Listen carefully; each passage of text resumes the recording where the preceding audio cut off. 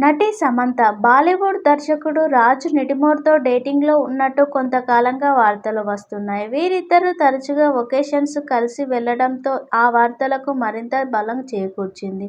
తాజాగా ఈ స్టార్స్ మరోసారి మీడియా కంట పడ్డారు. ఒకే కారులో వెళ్తూ కనిపించడంతో ఫోటోగ్రాఫర్స్ వీరిని క్లిక్ మనిపించారు.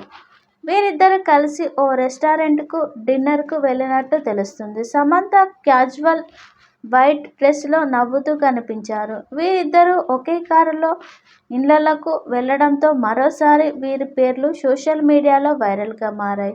రాజ్, డీకే సంయుక్తంగా తెరకెక్కించిన the family man season 2 Citadel honey Bunny Samantha నటించారు.